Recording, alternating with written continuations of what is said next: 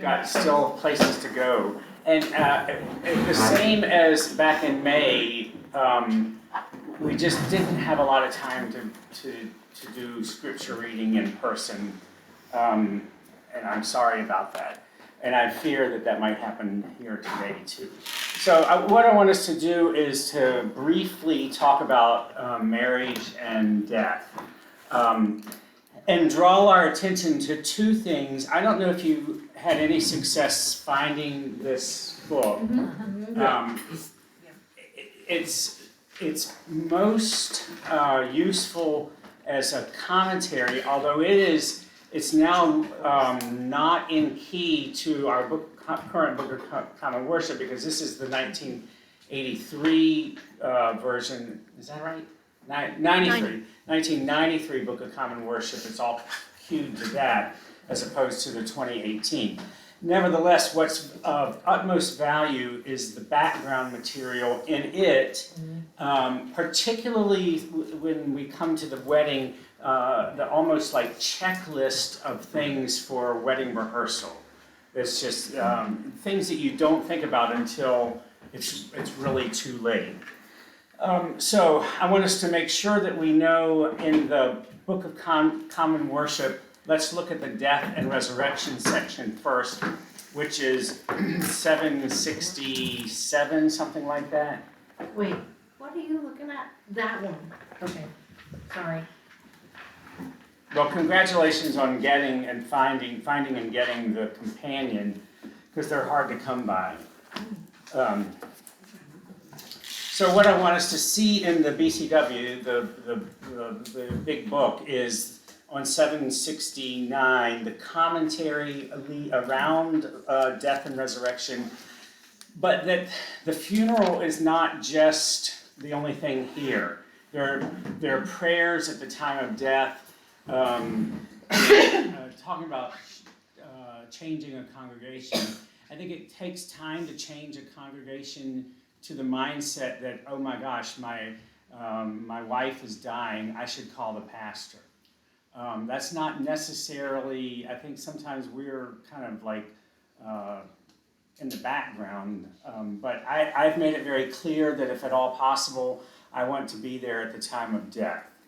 And so what happens at the time of death, so if you look in the Book of Common Worship, there are prayers for different occasions at the time of death on page 773, 774, and there are prayers for when life support is drawn or taken away, for children. I'm sorry, you're saying all those things, which is awesome, but I'm not.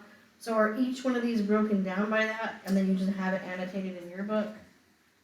Like, No. like where's one for hospice? Where's one for time of death? For use when life support is withdrawn, miscarriage. But what about these here?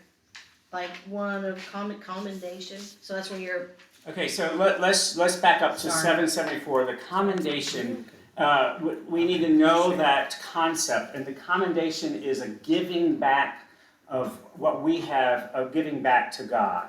So one of the main things that we do as the church in our celebration or observation or observance of life and death, and at the time of death, from the time that death happens all the way to burial and beyond, one of the things that we are, what shall I say, using this word carefully, one of the things that we are doing ritually is giving back the deceased, the dead person, back to God. And so it begins at the very time of death. Look at the words of the commendation on 774. Gracious God, by your mercy, sustain Joe. Help him now to trust your goodness. Cleanse him of all sin. Remove all burdens. And grant him the sure joy of your salvation. So there's this already emotional, psychological giving back of the person back to God. Down at the bottom of the page, and these words are heard throughout our looking at death. Joe, depart in peace in the name of God, Creator, who formed you, redeemed you. Hear those words. Sanctify you. And at the very bottom of the page, into your hands, O merciful Savior, You could change the word commend to give. We give your servant Joe. We commend your servant Joe. Acknowledge, we humbly beseech you, a sheep of your own fold, a lamb of your own flock, a sinner of your own redeeming. Then on the top of the next page, receive him now into the arms of your mercy. So there's this giving back of the person. It's not so much, here's where we need to think in sacramental terms, it's not so much something that Joe needs, it's something much more about what we need. And what we need is part of the process of death, accepting it and grieving. Is it the same thing as committal? No, so the committal is going to happen at the end of the funeral service, and that's the actual committing the remains or cremains, if they're cremation, to the final resting place. So this is done when they're on like their deathbed. This is, so remember when we were talking about the 7 sacraments, and one of them being last rites or extreme unction. This is the Presbyterian version of extreme unction or last rites. But don't use that word. Yeah, don't say that. Don't say that to anybody. Don't say what last, Because right? don't say any of that. Because they'll say, wait, who called a priest? I wanted my pastor to come. But essentially that's what it's doing. Now, do you need it? Is it needed for salvation? Well, heck no, it's not needed for salvation, but it's needed for us to be a part of the process, for our process of releasing somebody back to death. Then on 775 are the prayers that might happen at the time of death with the family. And then you'll see some of the particular occasions when life support is drawn, miscarriage, et cetera, et cetera. Now, does this always happen verbatim? No. Sometimes I'll take this with me. Sometimes I'll take it, I'll look at it before I get out of the car and leave it in the car, so that I have the spirit of it in my head, but the words are then my own. But from doing it, not a lot, but doing it through the years, the words are there. What is that in your hand? So this is the pastoral version of the Gotcha. Book of Common Okay. Worship. So it has essentially weddings, funerals, that kind of. Okay. Not service for the Lord's Day, Sunday morning, but the other things. Okay, so then we're going to keep flipping on 778, comforting the bereaved. Not where I am now because it's a little bit more urban, but at one church that I served, which was in a little town of about 1,500, 2,000, and everybody knew everybody, and there was one funeral home that most people in the church used. And even people not in our church, if somebody in town died, they were at the same funeral home, and everybody knew each other, whether they were Baptist or whatever. Probably a lot of situations where you might be now. But what often happened on the night before a funeral, at the end of visitation, which is what would happen, that was the typical thing, and part of that is times have changed a little bit. But in that time, in that period, and in that place, the routine schedule was, let's say funeral on Tuesday. Well, Monday evening was visitation from 7 to 9. So I would ask the family. I said, could we gather at the end of visitation for a time of prayer, and would actually then use this comforting the bereaved. And you would be there at visitation, yes? Yes. Can somebody tell me what the point of that is? And again, it's not to be crass or anything, but I don't understand, like, having, do you call it a wake at times, it's the same idea? Yeah. It's for closure. People. All of the above. Time to support the family. Support the family, pay respects. Then Some what- people need to see the person in kind of as a part of their grieving, but people grieve in different ways. So And that, excluding the fact that maybe you can't be there that next day, what would you do different other than the we gather here, blah, blah? wouldn't you do a visitation on the day of as well? Well, like I said, so things have changed where I am, and I don't know whether it's a time thing, or a location thing, more urban versus more rural. But by and large, visitation the night before is kind of going away. Depends on, Thing in London. is it, so see, it might be a location Mine thing. too. Always Some do of that. it to do like a few hours before. Right. and then Yeah, like after the- That's more what I'm getting used to. is- Yeah. The funeral's at 10 to 11, 12. 9:30 to 10:30 or something. My area does both. Some people don't like to drag it out and they just wanna say goodbye once and get it done That's with. what I'm saying. Well, the other thing Okay, is, go home. so two things have affected that, I think, and that one of them is cremation. So cremation has allowed for there to be a greater distance between the time of death and the time of a service. And the other thing is COVID really has changed that. Because, when we were in the height of COVID, everybody's like, when things settle down, we'll have a service. And a lot of times that never happened. I mean, it just got pushed down, back down the way, and a lot of times there was never a service. But you're right, part of that is foreclosure, right? So let's look at page 781, and we're gonna flip, just start flipping with me. So this is the full extent funeral, when the body is received into the church and there's a thanksgiving for baptism. Perhaps maybe you've seen a funeral like, probably, let's see, whose funeral would it have been? When the body is received into the church, the pastor or the priest will sprinkle the casket with water. This is a remnant of that. Not that we do that, but there's a remnant of that.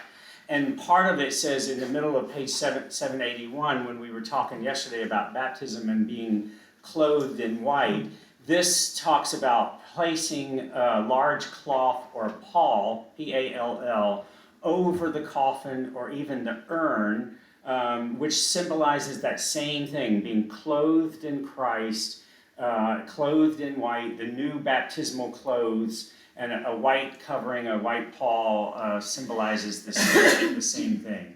I don't know if churches around here have palls, do some? Some do, some don't. I would say many of the smaller ones probably don't. I think it'd be a Do great you know what a idea. pall is? No, what it is, but I don't think, It's like a week. I think we have one. It's One of like the a white, churches. it's just a big white cloth that covers the casket. That It's could almost cover- like a tablecloth. Yeah, It's a yeah. pretty inch. Right, and so, I mean, I'm just, not to make any generalizations, but it'd be great here to get a group of people to make one, maybe quilt one for a local church. That's where you definitely want me quilting something. Hope we don't, bye. It could be some crazy trapezoid. We, so where I am, we have a small, probably 18-inch by 18-inch thing for urns that somebody in the church just made, went to Michael's or Joann's or wherever and got a nice piece of silky brocade kind of stuff and stitched the And you edge. keep that with you, that's not for each casket. That's like right, it not- stays at the church. Okay. Yeah. So the other thing about that is, when the casket is brought into the church, whatever is on the casket, i.e. flowers or a flag, comes off, and the white covering of the church goes on. So the other thing that is, it doesn't matter whether somebody went and got the cherry $15,000 casket and somebody said, I just want that plain pine box for $1,100. It doesn't matter, because we're all the same in God's eyes. No matter who we are, we're all the same. Doesn't matter where you come from, we're all the same. So that symbolism, I think, or that statement, I think, is important. Okay, moving on, 782, opening sentences. Then on the bottom of page 783, people are often surprised to see that in the funeral service in the Book of Common Worship that there's actually words of confession and pardon.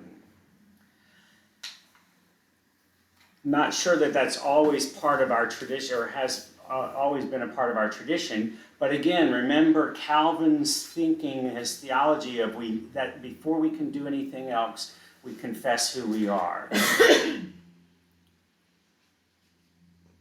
So then moving on, 785, notice the big capital letters in the middle of the page. We gather around the Word.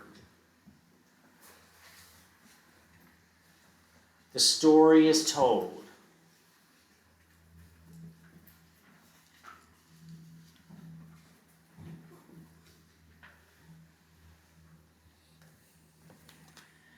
Then notice on page 786, scripture readings, sermon, affirmation of faith, hymn, psalm, or spiritual song. It should look like Sunday morning.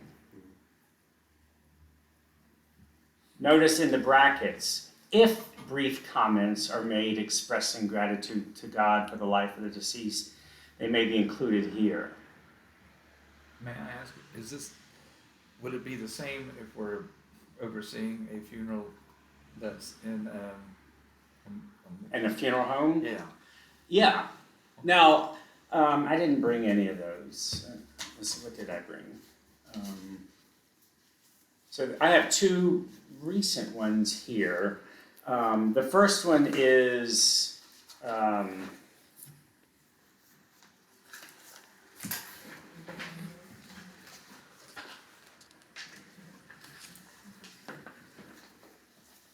actually, the second one is one that has communion, which was really the only difference between the two.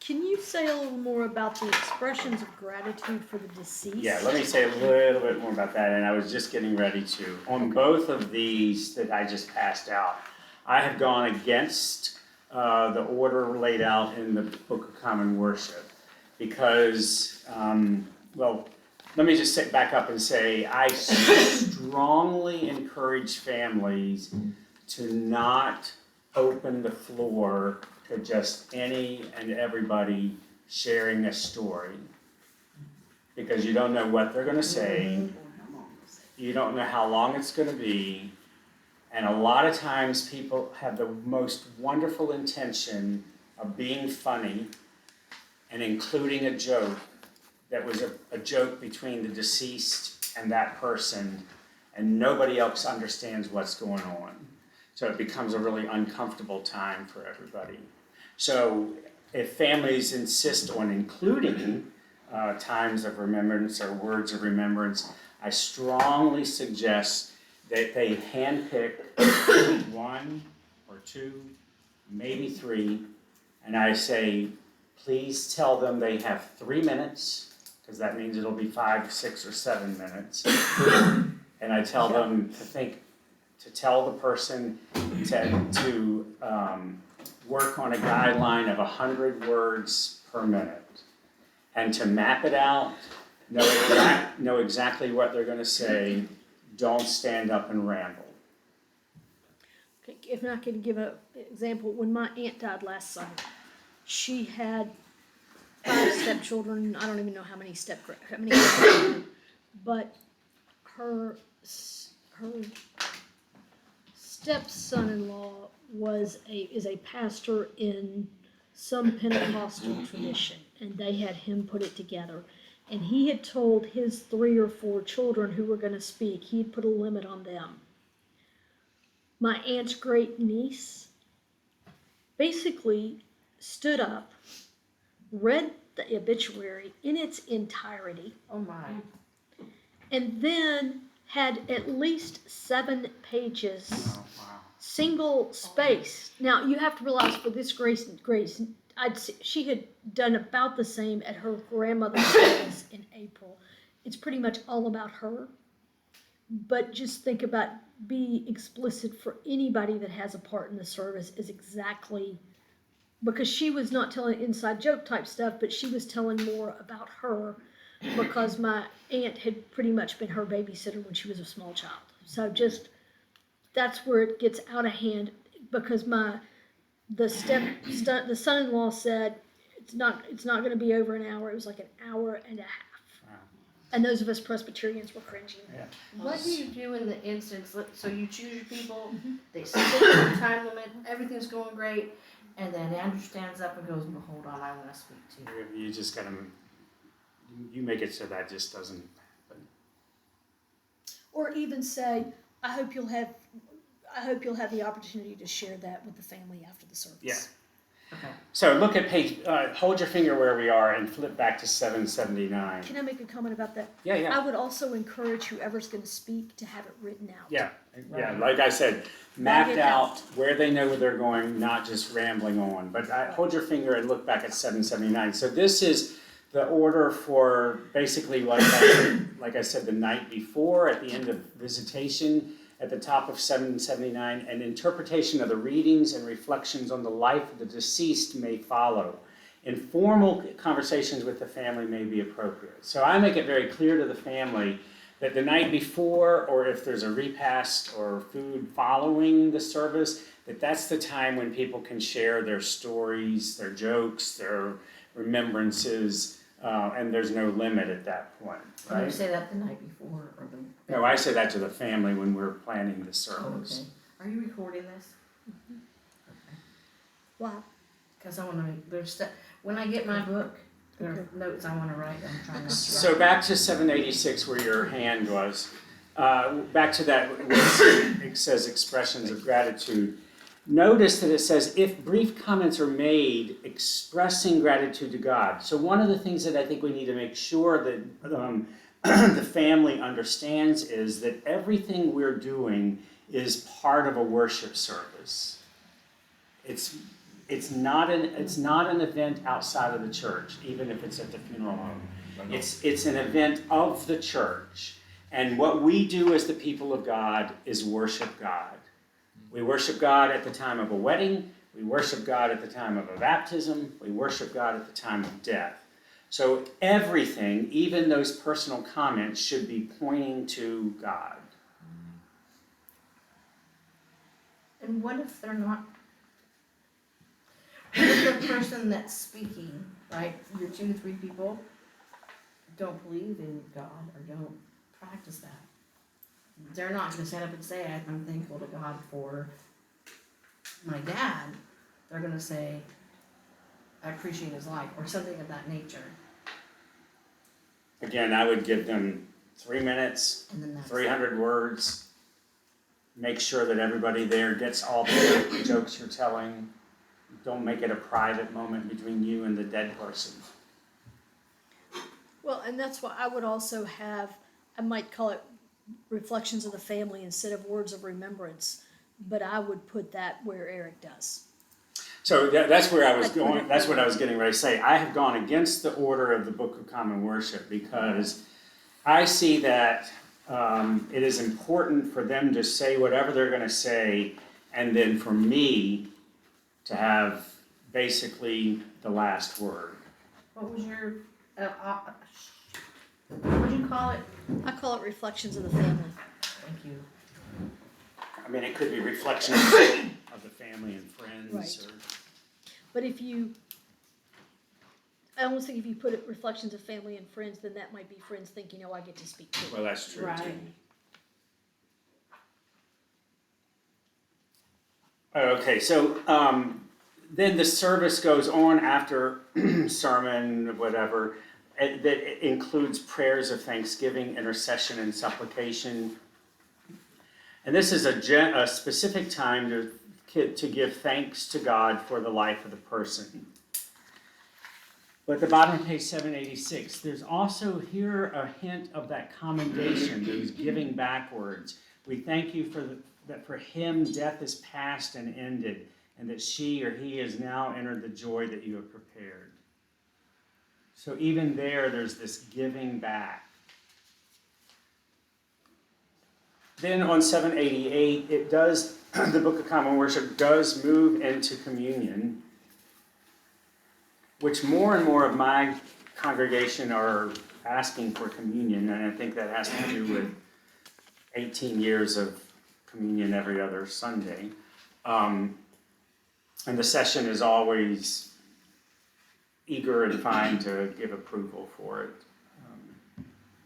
So I'm just going through that. And then on page 792 is the sending part of the service. So remember our fourfold order. We have word and table, gathering, and sending.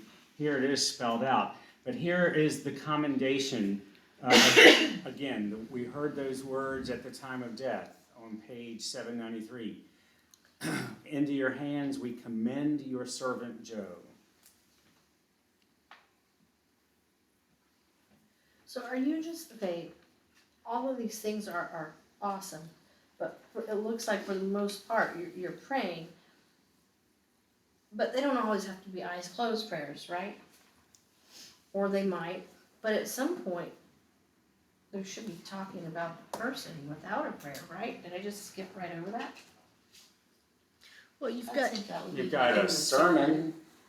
and you've also got in Oh. the prayer after the sermon on page, sorry, Andrew, No, you're fine. 787? 786. In prayer 1 at the bottom of the page, it has here mention Oh, may okay, be got it. made of that person's characteristics or service. Okay. But I usually reflect on the life of the person in the context of the sermon.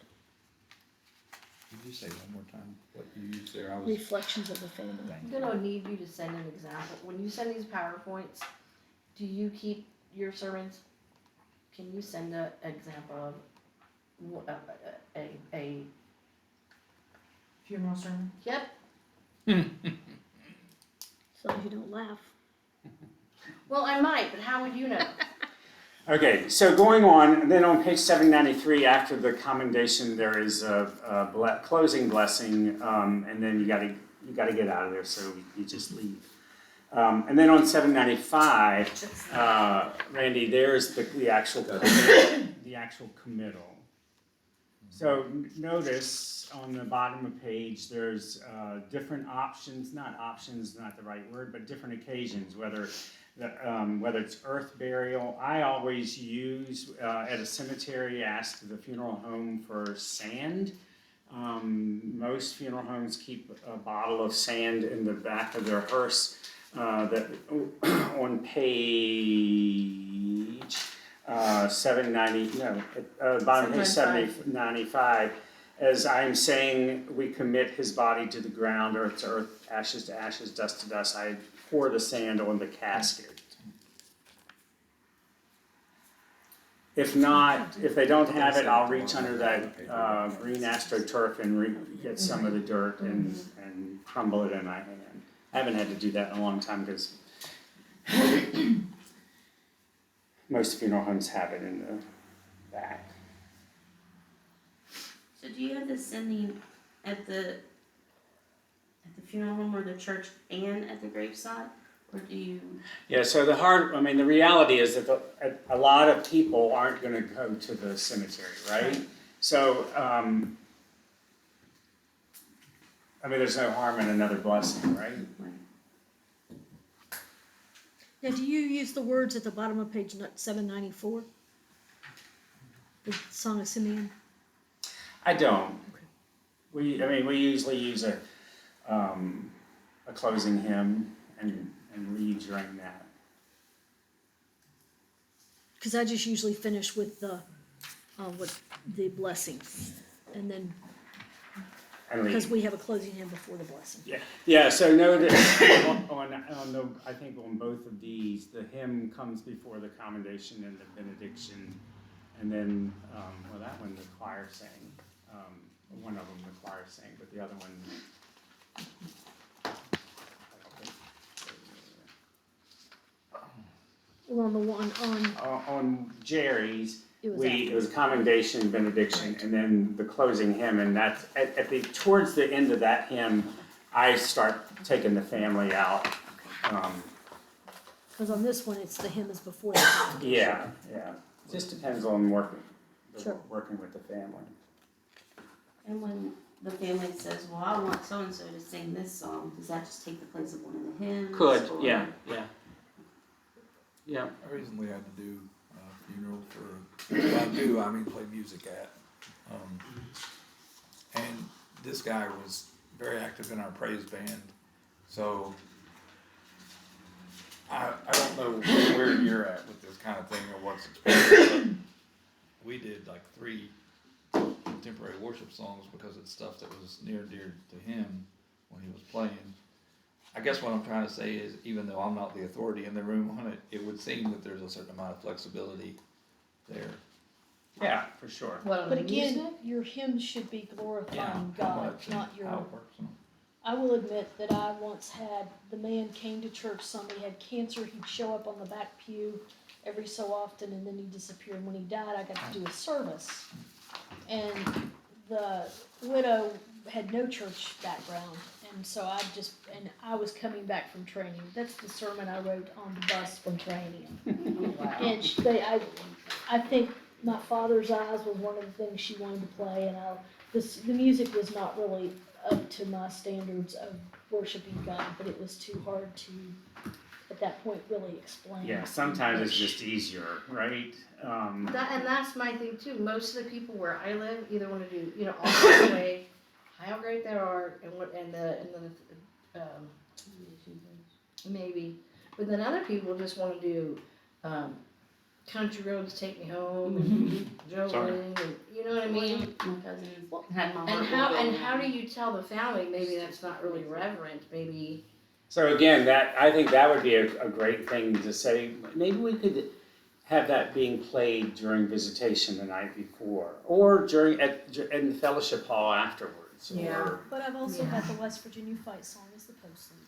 what's the West Yep. Virginia fight I song? do not know. And it's for the state or for like a school? WVU. Okay. And I've also had, now they did warn me in advance, and this was a church, it was the brother of our church musician who was in the hospital, so she was completely off.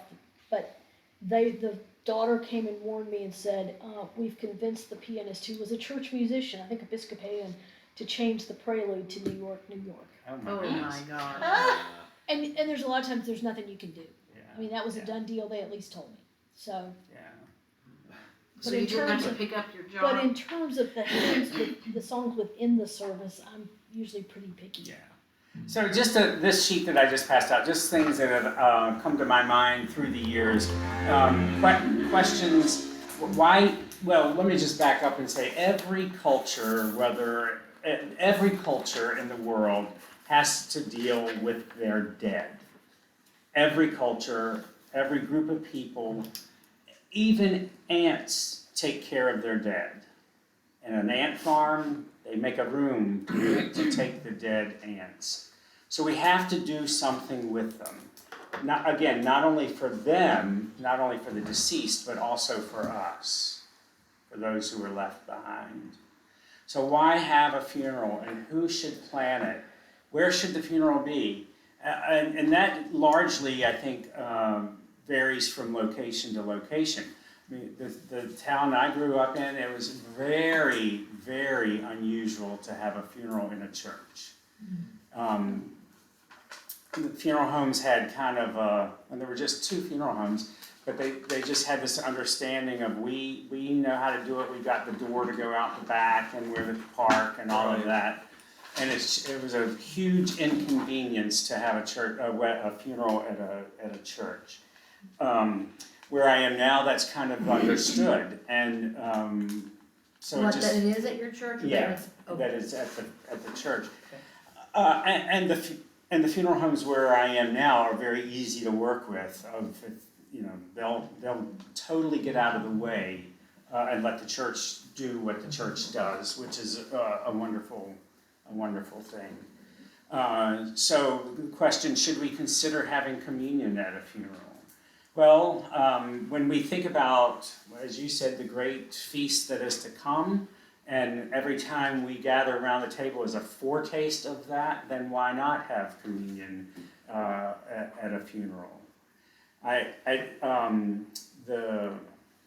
as we talked about last night, the idea that there might be somebody there who's not Christian is not an argument in my mind. This is what the church does. We're not going to leave Jesus out of what the church does. That's who we are. And isn't when we commune with all saints past and present too, right? All So this is saints, they're around the us. first time you're communing with your loved one who's passed on too. Right, and there were times in the church when the believers gathered at a tomb or at a grave and celebrated communion on the actual grave, and actually had a little tube that went down through the ground and actually gave communion to the dead person. That is weird. That's very Transylvania. And even before that, as a part of last rites, one of the last things that was given to the dying person was communion. Yes. And it was called viaticum, which is communion on the way. Our minister was out of town when my mother was dying, and we called a friend of ours who was the Episcopal priest and rector, and he came immediately with his communion set and administered communion. Sherry, Yeah. I'd like for you to know that you just changed my mind What? in a good way.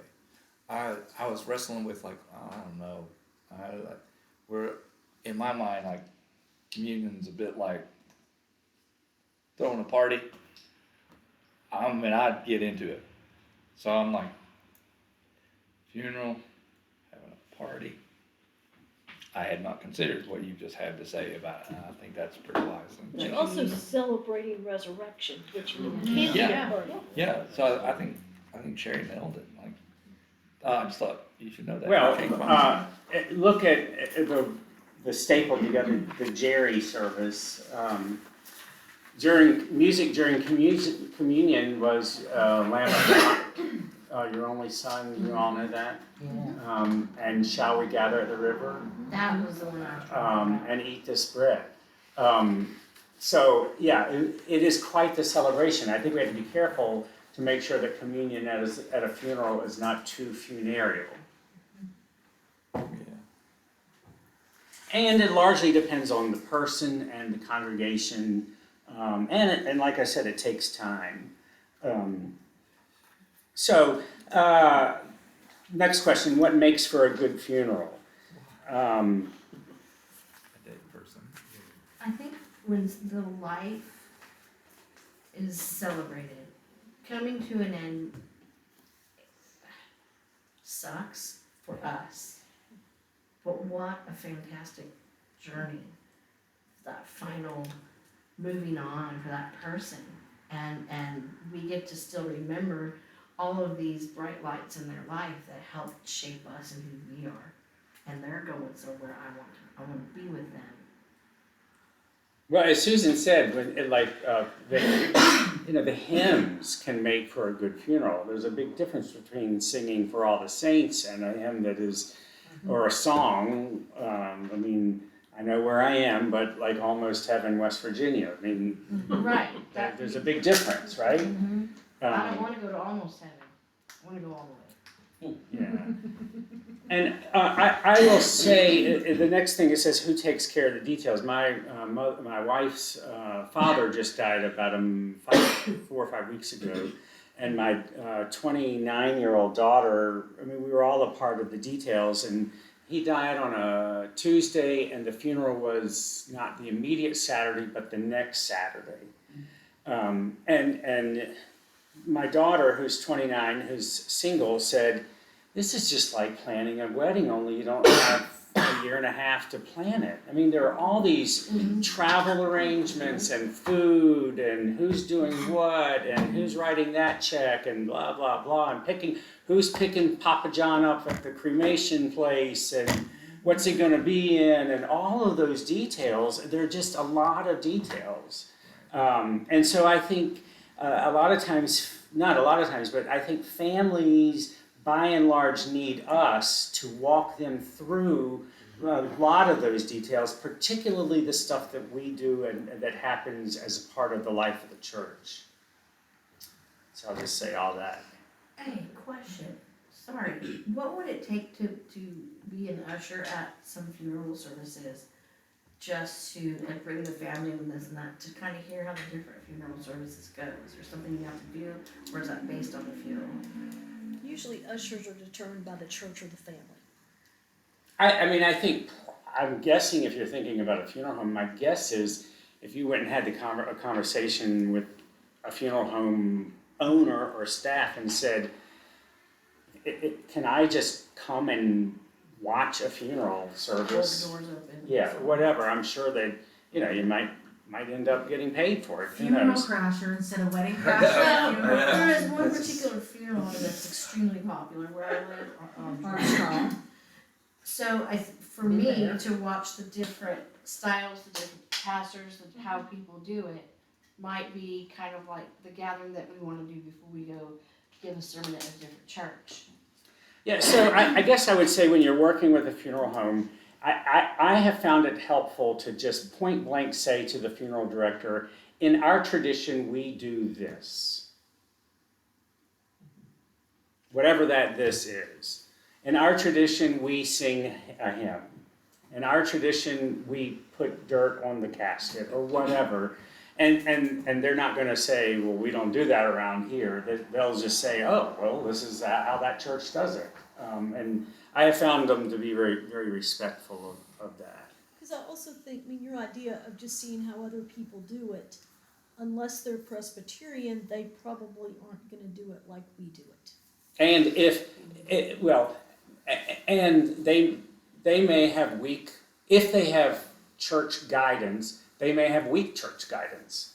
And if they don't have church guidance, meaning if it's not a church funeral, look at the obituaries in the paper. Any paper, look at them. I mean, if you have 8 obituaries, if more than half have any kind of a connection to a church, that is an amazing day. And then look at the locations of funerals. I mean, you've got the Elks Lodge, and you've got the Fire Hall, and you've got all these other places. They're not at churches. So they don't. That, Logan. So they don't have the guidance of the church to help them through this. That's what our job is for those of us, for those in our congregation. Sure. You know how like both weddings and funerals are like, matters basically, you need proof because for taxes and, all this stuff for government and state. So like, how with the weddings, you sign off and you have a timeline, you have to get all these rules and regulations. Okay, what about funerals? Do you have to, like, whose job is it to prove to the state that this person died? So when The you doctor. so we don't somebody have to sign anything when no. someone dies? So when a person dies, if they're in a clinical setting or if they're at home in hospice, somebody from the county, the state, the municipality, whether it's the coroner or the doctor or somebody from hospice in some locations are allowed to do that, to sign the death certificate that this person has died. So the funeral in our part is just a matter for family. Yeah. It's not with nothing tied to the state or Right, anything. so like the that. funeral home also will walk them through securing death certificates, Okay. buying them, getting them. They contact whatever the municipality, I don't know what it is in West Virginia, whether it's County clerk. county clerk. Okay, so funerals aren't a legal thing, basically, it's more of a comfort thing, a remembrance for family. Right, death is a legal thing, funerals are not a legal thing. Right, yeah, that's what I mean. Yeah, I mean, Okay. so, I mean, no matter, the state doesn't care what the church does in the church with regards to death. Yeah, that's what I was, okay. And like I said, it's done in so many different ways. Okay. So let's look at this. This is from the Book of Order. In baptism, each Christian shares in Christ dying and rising and receives the promise of eternal and abundant life in him. We understand the Christian funeral to be the completion of baptism. In the face of death, we affirm with tears and joy the good news of the gospel and the hope of the resurrection. We do not grieve in isolation, but are sustained by the power of the Holy Spirit and the community of faith. And there's a funeral home, a funeral director in Michigan who has written a book. I think the book is actually called The Undertaking, but it was from a PBS Frontline series a number of years ago. And he says, a funeral helps to take the dead where they need to go and the living where they need to be. So in essence, essentially, the deceased doesn't need anything.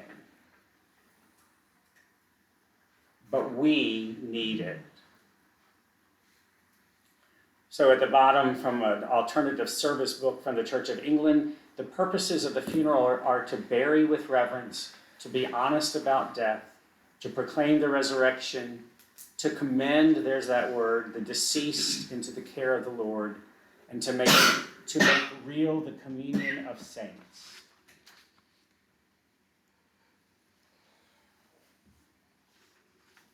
Okay? Questions?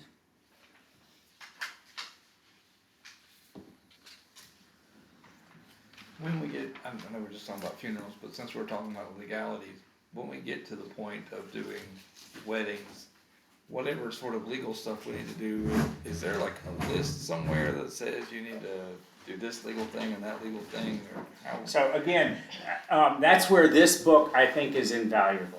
Because it would say, okay. It almost has a checklist of dues. I don't know why I have Which that. is what, the companion? Yeah. Okay. So the thing to do is when you're working, so let's shift to weddings. When you're working with a couple, weddings have to be approved by a session. Yes. If they're in a church. If they're in a church, for you to do them in a church. If they're off campus, I still inform my session that I'm doing them. Yeah, but I wanted to be real clear about something, because I somehow developed what I feel like is a misunderstanding. I know that if I want to conduct a wedding inside my church, I gotta sit with the session. Hey, here's the details. Will you approve this? But if I'm registered with the state, with the clerk, is there something to stop me doing a wedding in Barbersville Park? Nope. Okay. I'm not planning on doing that, just to be clear. I just wanted to know, because I'm already having people ask me for things like, will you sit with me when I die, and will you marry me? I'm like, yes, but I don't know if I No, can. you can have anybody's funeral you want to, even now. I get that now. I learned that this week. But you can't do a wedding unless you're a commissioned pastor or minister of word and sacrament. But you mean inside the church, right? I'm saying like Anywhere. No, Anywhere. you have to present to the county clerk an authorization from your denomination. yes. So there's people that get So some you're kind of doing credentials online online, now. and they go and they do Yes. this thing. Yes, they do. So I'm not trying to be a jerk. Or Okay, anything. no, okay, but if you're an authorized lay preacher and you go get your credentials online, you Yeah. can kiss your ALP status. goodbye. That's what I needed to hear. And why, That's- honestly, why Can you is that? repeat Why is that? Yes. Repeat what you said. Because Don't do it. as an ALP, you are authorized to preach.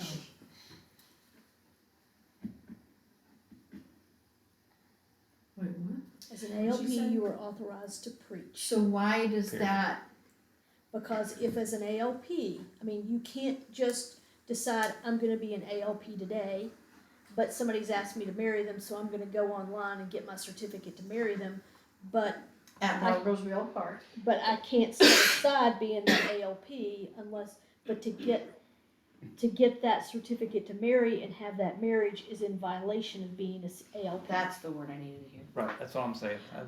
Which way I I have wasn't arguing with you, I I was trying understand, to. yeah, that's fine. That way we have something to say to people, because I'm not kidding. I've had people ask me, well, you're becoming a minister, can you marry me? I was like, I would be happy to, but I'm not sure I'm allowed. I needed you to say that. And I've had people who are ALPs email me and say, so-and-so's asked me to marry them, can I do that? It's interesting, the same person has asked that more than once. Andrew. No, and my response is no, as an ALP, you are authorized only to preach. Because that then gives them, that, that gives, they aren't the one that having, I mean, this is my way of thinking, they aren't the one of saying, no, I really can't do that, they're saying, no, I've checked, and I can't do that. So it gives you somebody to fall Right. back on. I think if I were you, my response would be, I am not commissioned to do weddings. Well, it will be now. No, only if you're commissioned. At your level. No, what he said, if somebody asks me tomorrow if I can marry, then I need to say, I'm sorry, I'm not commissioned to do that yet. You will say that now. Right. Isn't that what I said? I would No, just say, yeah. Just It came I will out now. Yeah. I'd Okay, just sorry. say, I'm not commissioned to do that, period. Yeah. Because there's no guarantee you'll ever be commissioned. Right. Okay. Yes, I understand. I just needed to be told that, so now I can tell other people that. Sure. But if you want me to do your funeral, I can do it tomorrow. Yeah.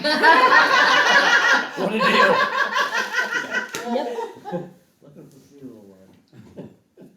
Well, it's interesting because there's a guy in Monroe County that I don't know what denomination he's associated with. He's not a Presbyterian, who has publicized in an ad in the paper and on Facebook that he's available for weddings and funerals. He's got some sort of online certificate. It's probably Well- non-denominational.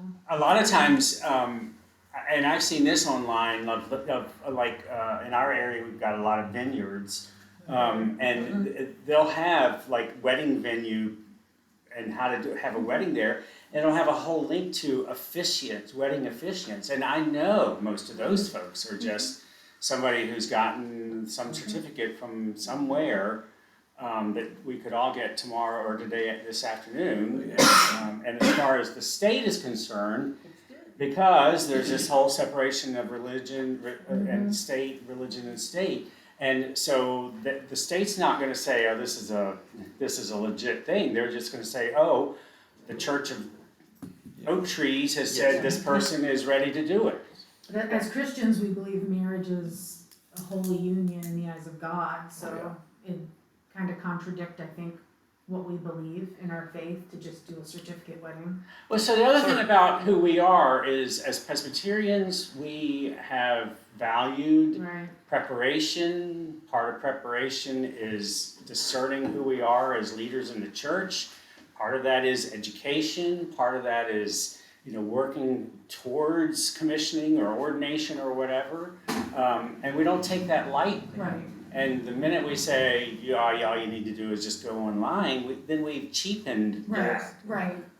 So that, That's a good word. And cheapen here's that. the other piece that I think you need to hear now, and I will repeat later, if not once, twice, three times. Listen to me now. But when you are commissioned to serve as in pastoral leadership in a particular church or context, you are only commissioned to be able to preside at weddings for people who are part of that community. So it's not like you're commissioned so you can go do your friend's son's wedding in Colorado.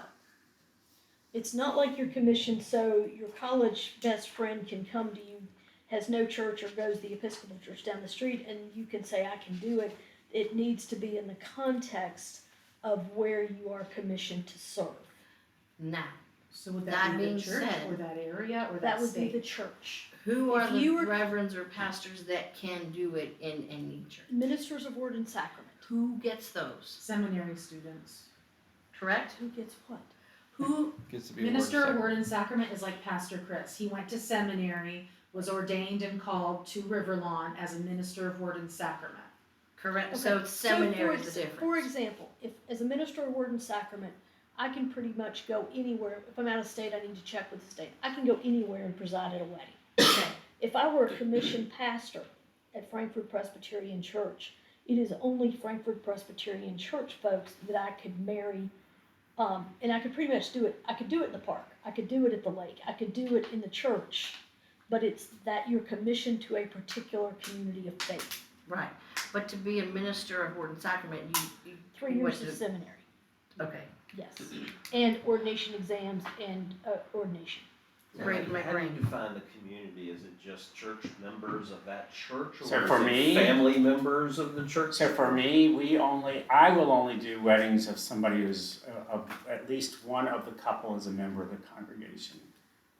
So what if? But I so, mean, that's a so even though you could do it elsewhere? Yes. Like Well, for one thing, when I was a church musician, I said this 100 years ago, and I still say it now. I'd rather do 10 funerals than one wedding. Absolutely. And when I was in Ohio, it was a fairly new facility, and they felt like nobody could be, if anybody wanted to have a wedding there, they could have it there. But the head of staff did not do non-member weddings. So guess who got all the non-member weddings? Oh.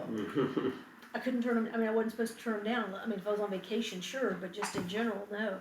Some churches and some pastors see it as a form of evangelism. You know, Joe and Jane come down the street. For us, where I am, it takes a lot of time. I mean, we don't do a wedding until the couple has gone through premarital counseling. Either done by me, or if it's done by a licensed therapist, like the place you all use in Richmond, I have to get a letter from them saying this couple has gone through premarital work. But, you know, if it's with me, planning a wedding, going through premarital counseling, it takes a lot of time. And it ruins your weekend. It ruins your weekend. Blah, blah. It's all evening Friday and Saturday, and you know, the church is torn apart by the time by the time the wedding is over. It's just, You really it's a can't lot. drink much either. Well, Well, you can't do reception, assuming it's off-site, but the other thing is, and Brandy had a question, I'm sorry. Sorry. So say we finish our courses, we go through level 3. To be a commissioned pastor, do we have to be called to a church? Yes. Okay. Yes. So I still have the same question though. That's his personal preference, but he's minister of Word and Sacrament. As a commissioned pastor, who constitutes the community? I think my expectation would be that they're either on the roll or active participant. I think you know, if grown daughter who lives elsewhere wants to come back and get married in her home church, Right. I could see doing that. Going to the daughter's home church, no. Okay. yeah, and I would say that too. I mean, our policy says one of the couple or close relative. I mean, like, again, if somebody never became a member of the church but grew up in the church and now lives in Florida but wants the wedding back in Frederick, then yeah, sure, that would be. But so the church is often the last thing on a couple's list of details to take care of church/officiant.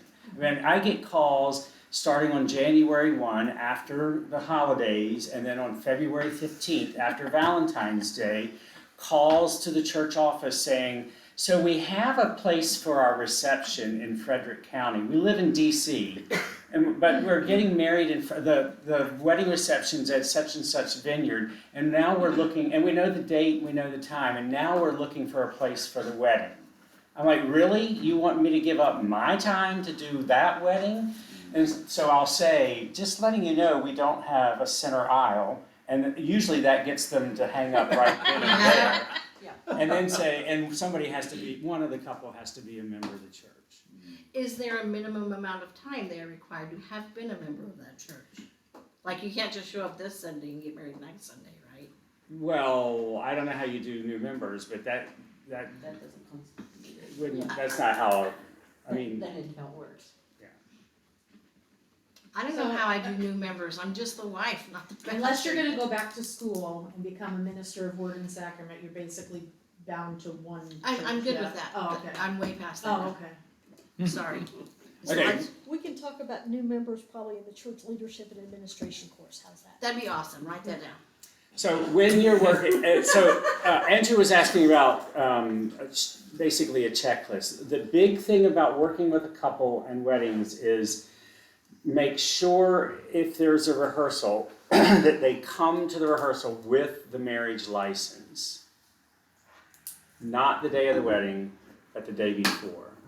Because if you do not have that marriage license before the wedding, you cannot do the You wedding. cannot do the wedding, Has that happened to you? no. No. But, so they come in on usually Friday, they hand it to me, And I, for the most part, take care of it right then and there. Now, in the state of Maryland, I'm the only person who signs the license. Same in West Virginia. There are no witnesses, there's no mom or dad, it's just the person doing the wedding. We had to have a witness in California. I think the only person that signs in West Virginia is the. Well, when Oh, I got I'm married, going to when I got married, my license was signed by the preacher and 2 witnesses. And that was 2006. And that may vary by county. What about underage weddings? Have you done any of those? Did you have to, Isn't that is there a really statute on that? That's really a state issue, because they have to Yeah. issue the license. Well, that's what, I was kinda asking her whether there was a statute on it, but. Yeah, and if they're under a certain age, the judge has to authorize it. And is it 18? No, 16? 16 Or or I 14? think it's, if they're under 16, I think the judge has to authorize Didn't it. they take it away that you can't do that anymore, like No, they last year? tried to, and some bleeps, wouldn't vote for it. Ew, that's just creepy old dudes. That's really. It was. Yeah. Taskmaster, we only got 55 minutes left. I Back know. to Eric. Okay, yeah, I want to pass this out for you all to Wow. look at, and with the idea that if you have just a few more dollars to get another book, It's that- not the dollars, it's the space. Yeah, let me tell you about space. That this is a resource book,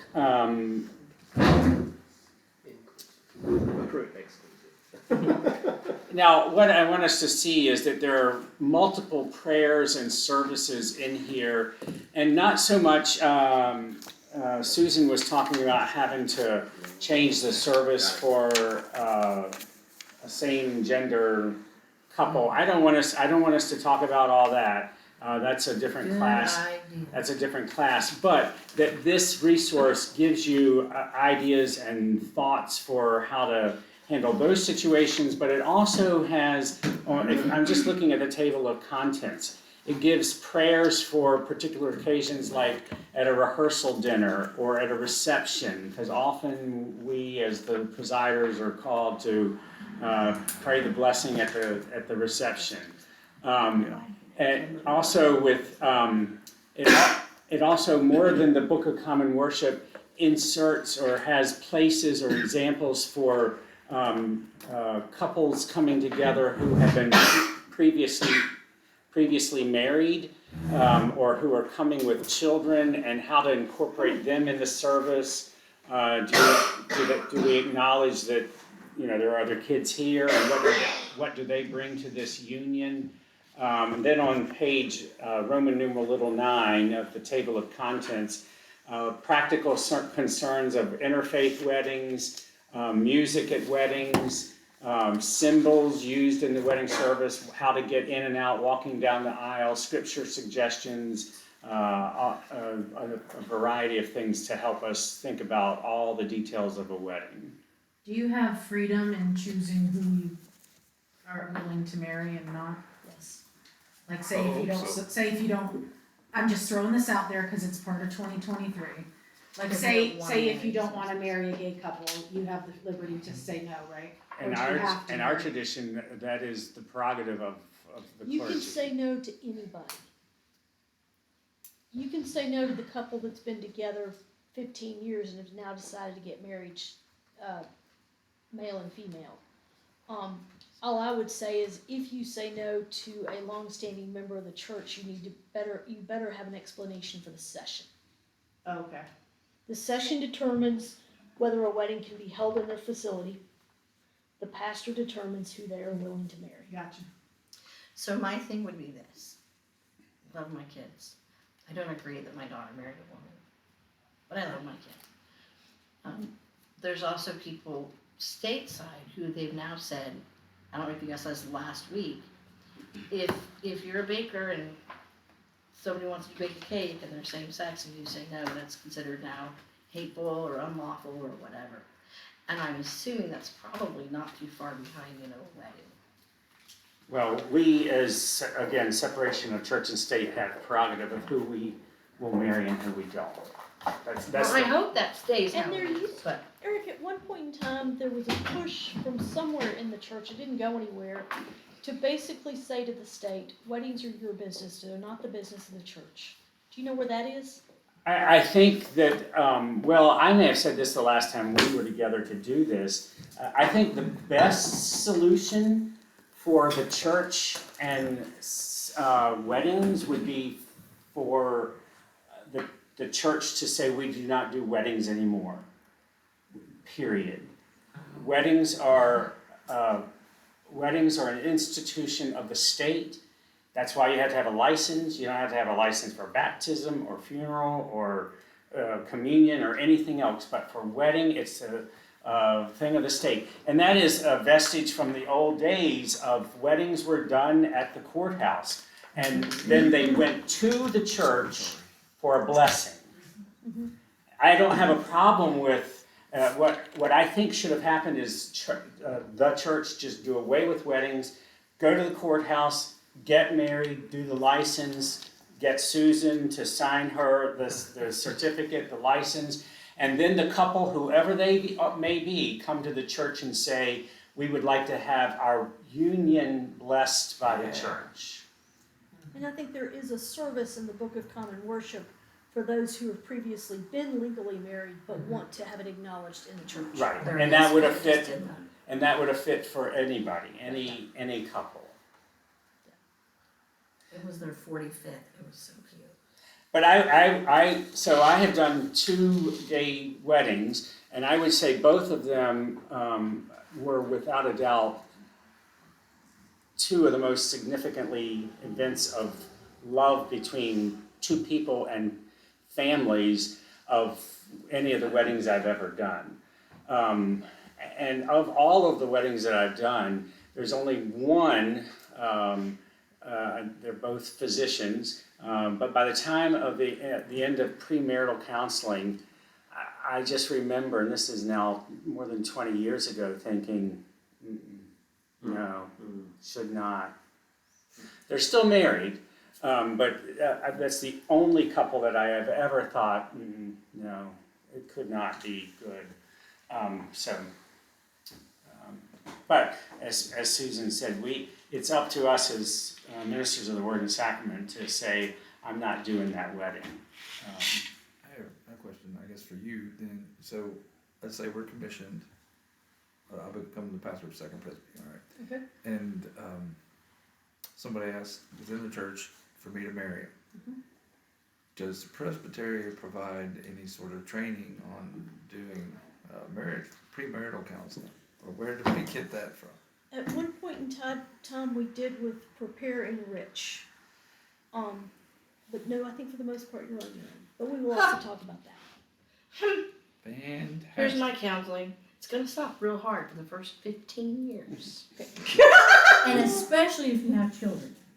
I will But then ask- after that is great. I will ask you the same question I asked you last week when we get to church leadership in June of next year, which is, if you have any questions you want me to cover, tell me. That's definitely one of them, is premarital. Yeah, I will say my seminary did a poor job of preparing me for that. Same here. So I do what was done with me and my wife, and that is I give them a list of these topics if I can remember That's them. okay if you don't. Can you send that to me? Yeah. Let me just see if I I can do mean, it. remember. Money, Mm-hmm. religion, family of origin, Mm-hmm. family, meaning, where are you coming from, but like, what's family gonna be like? Do you want 1 child, 0 children, 10 children? Hold on, how's that different family of origin? Just your cultures matching together? Yeah. Okay. Holidays, Mm-hmm. where are you gonna be Christmas? What else have I said? Sex or intimacy? Yeah, What do you do for fun? yeah. How did you know, when did you know you loved the other person? I only have 6, but I'm already up to 8. What do you do in your free time to make sure you're... All of you're- that. you're What do you do keeping for peace? fun? And I don't know if I said this, but how do you fight? That's so important. I can only imagine you and your husband fighting, and not that I think you're violent, but you being this black belt, like you're right, honey, don't kick me in the head again. He fought. All right, can we move to the sanctuary? Yes. Are we taking books or no books? I think all that you need is your Book of Common Worship. And we don't have a lot of time, so